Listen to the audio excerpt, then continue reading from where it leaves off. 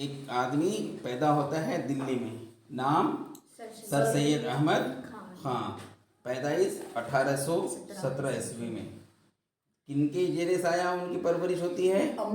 والدہ کے ذریعے، والدہ کے زیر سایہ ان کی پرورش ہوتی ہے سر سید احمد خان کی۔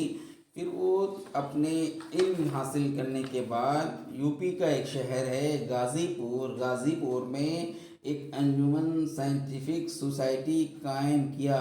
تم سے سوال پوچھے گا کہ انجمن سائنٹیفک سوسائٹی کس شہر میں بنایا گیا، قائم کیا گیا، تو اس شہر کا نام ہوگا غازی پور۔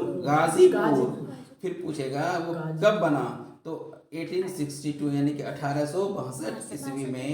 پھر وہ 1869 عیسوی میں 1869 میں چلے جاتا ہے انگلستان یعنی کہ انگلینڈ، اور وہاں سے واپس آنے کے بعد، ہندوستان آنے کے بعد ایک رسالہ نکالتا ہے، میگزین نکالتا ہے جس کا نام ہے تہذیب الاخلاق کے نام سے، جس میں جو اس رسالے میں جو مضمون ڈالا گیا، اس میں کون سا مضمون ڈالا گیا تھا؟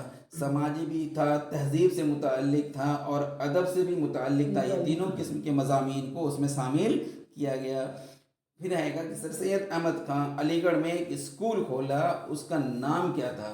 یعنی کہ علی گڑھ مسلم یونیورسٹی جس کو ہم جانتے ہیں، اس کا پرانا نام جب اس کی بنیاد رکھی گئی، اس کا نام تھا ماڈرن اینگلو اورینٹل کالج کے نام سے، جس کو آج دنیا علی گڑھ مسلم یونیورسٹی کے نام سے جانتی ہے۔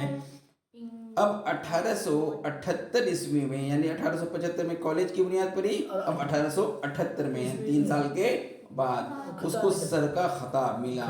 خطاب ایک اچھا کارنامہ کرنے کی بنا پر حکومت کی طرف سے یا بادشاہ کی طرف سے ایک نام عطا کیا جاتا ہے، نام دیا جاتا ہے، جس کو سر کا خطاب کہا جاتا ہے۔ تو سر سید احمد کو سر کا خطاب ملا۔ اب ان کی جو تصانیف ہے، سر سید احمد کی تصانیف میں، تصنیف کا جمع ہے تصانیف، 2 چیزیں، 2 کتاب، ایک آثار السنادید کے نام سے اور ایک اسباب بغاوت ہند کے نام سے سر سید احمد خان نے لکھا۔ اب کہتے ہیں اردو کی علمی نثر میں، یعنی اگر ہم نثر کی بات کریں تو اردو کی علمی نثر میں مختصر مضامین نگاری کی بنیاد جس نے اگر ڈالی، کسی کا نام ہے تو اس میں سر سید احمد خان کا نام سر فہرست ہوگا۔ وہ لمبی تحریروں کے بجائے، یعنی بہت ساری لمبی تحریروں کے چند صفحات میں، کم لفظوں میں، کم شبدوں میں، کم صفحات میں اپنی باتوں کو پیش کرنے کا ہنر لوگوں کے سامنے میں پیش کیا۔ کون؟ سر سید احمد خان۔ وہ ان کے کہتے ہیں کہ وہ سر سید کے نثر میں وزن اور وقار وہی ہے جو ان کی شخصیت میں تھا، جو ان کی پرسنالٹی میں، شخصیت میں تھا، وہی وزن اس کے مضامین میں بھی ہے۔ آخر میں سر سید احمد خان کا 1898 عیسوی میں وفات ہو جاتا ہے اور علی گڑھ مسلم یونیورسٹی کے احاطے میں ان کو مدفون کیا جاتا ہے۔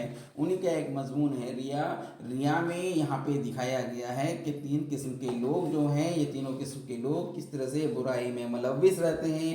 ایک وہ انسان جو شرابی ہے، کبابی ہے، بے نمازی ہے، ان کے اندر لاکھ برائیاں ہیں اور وہ اس کو پتہ بھی نہیں ہوتا، وہ ایک بار گناہ کرتا ہے پھر واپس اسے گناہ کی طرف مڑ جاتا ہے۔ اور وہ انسان جو تھوڑی بہت نیکی تو کرتا ہے لیکن اس کو جتلانے کی عادت، دکھاوے کی عادت بہت ہوتی ہے، یعنی ان کا ظاہری کچھ انسان کا، باطنی کچھ ہوتا ہے۔ اور ایک وہ انسان ہے جن کو اس بات کا فکر ہی نہیں ہے کہ میں غلط کو غلط کر رہا ہوں، ان کو سمجھ میں آئے، نہ اس کو اپنی برائی، ان کی عیب نظر ہی نہیں آتی، وہ برائی بھی کرتا ہے اور اس کو توبہ کرنے کی نوبت بھی نہیں پڑتی، یعنی کہ اس کو احساس ہی نہیں ہوتا۔